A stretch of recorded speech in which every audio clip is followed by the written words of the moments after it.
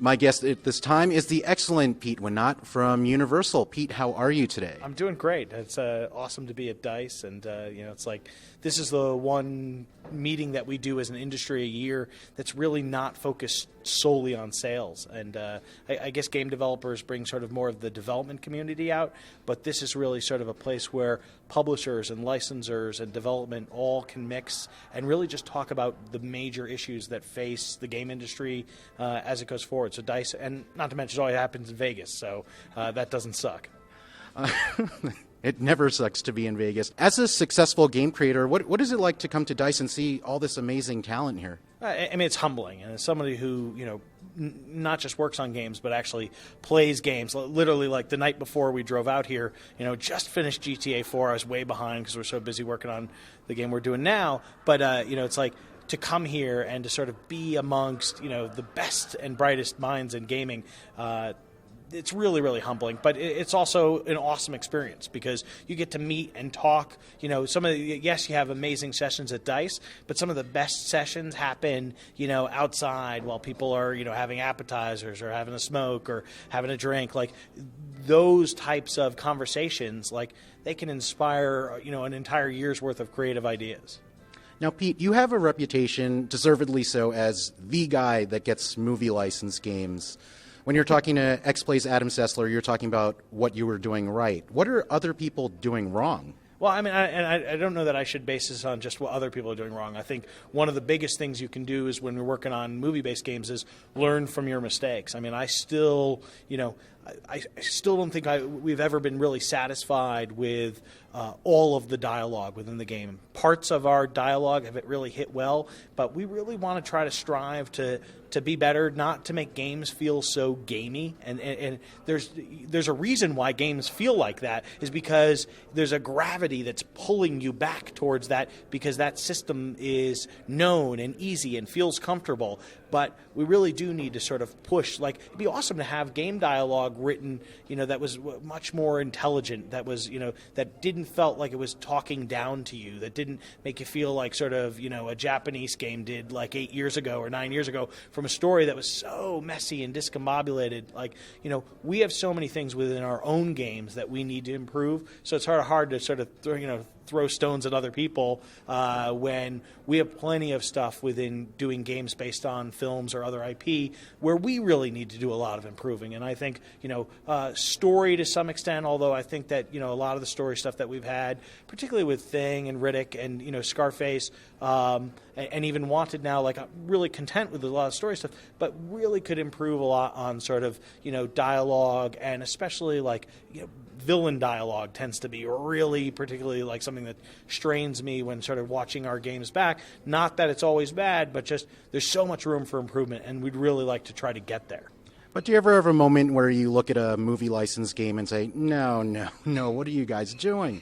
No, I mean, I think I look at when I play a bad movie license game, what offends me the most is that the game isn't up to snuff. Oftentimes that, it seems like people are getting better at doing games based on IPs. I think the film industry, I'm lucky I work for Universal so that they have this, they have a love and a care that goes beyond what I think some other studios do. But even other studios like now are starting to really sort of pick up the pace. And usually what pains me the most when you're playing a movie license game that misses is that the game misses. And that doesn't, I played a lot of games that miss as well, but for the most part, I try to see mostly the good in what other games have to offer and, really try to look for those experiences. But yeah, I think the thing that offends me the most is just when the game isn't right.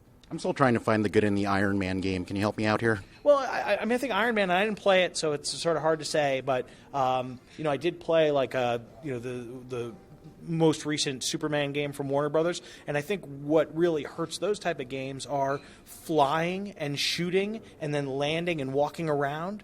That's really hard to do and do well. So I think the problem in the Iron Man game, if there's a problem, because I haven't played it, but if there is, it might be that same sort of thing that have plagued Superman games for years and years, which is how do you do flying, shooting, and then going back down to the ground and walking around? And by the way, I think the Tiburon version of Superman was like they were so close. They were so, I was right there, like flying in that game. I just love to fly and break the sound barrier. Like that was so much fun to do. Like I didn't want to land and go deal with the game. I was just having so much fun flying around.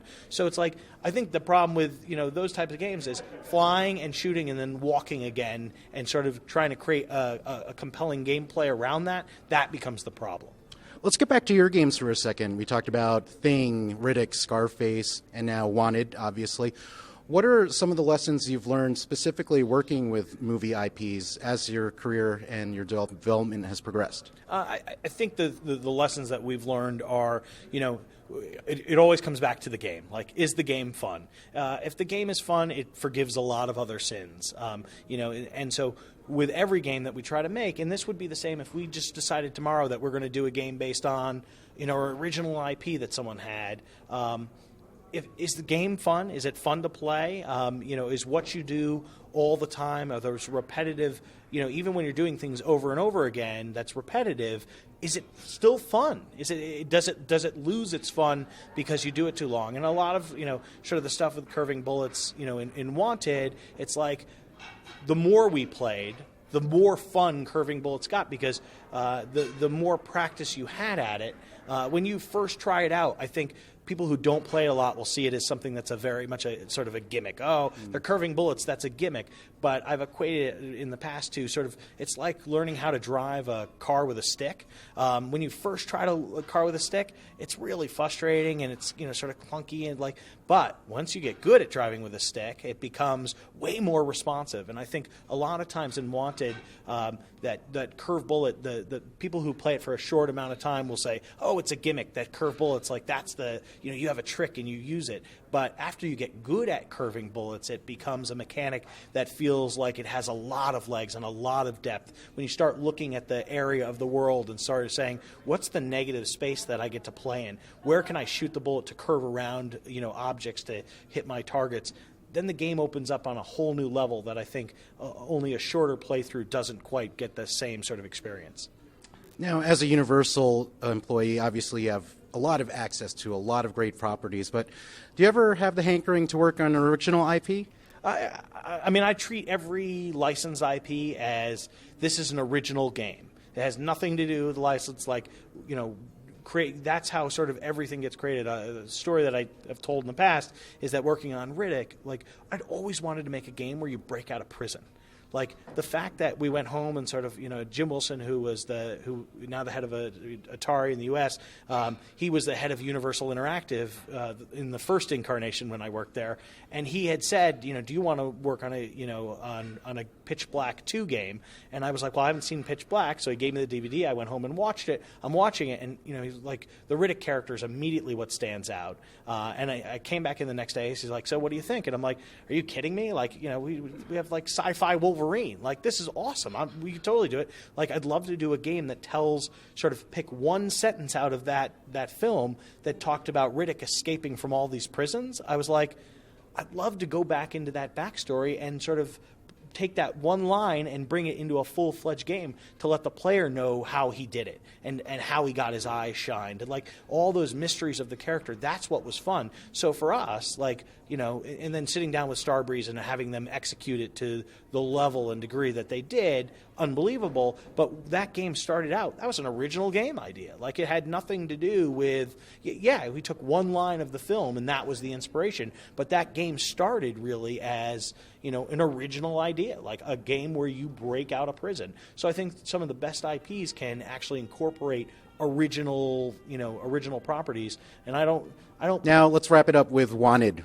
Why should people buy this game? Well, I think Wanted 1 is if you're a fan of the movie or you're a fan of the comic book, you have a great sort of interest draw into it because, we take the story from the movie and we sort of, tell another little story in it. We also do some flashback stories that will give you some history into the character of Wesley. I think you're a fan of the comic book. A lot of the attitude that Wesley has in the comic book is definitely back in the game. I think you play through the tutorial, you'll see that right away.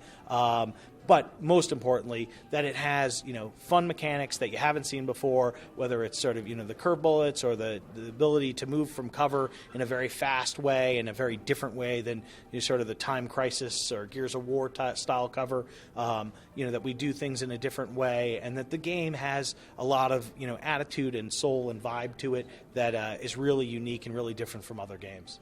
Pete, thanks for spending time with us. Looking forward to Wanted and looking forward to seeing you again on G4TV.com. Thanks so much for having me.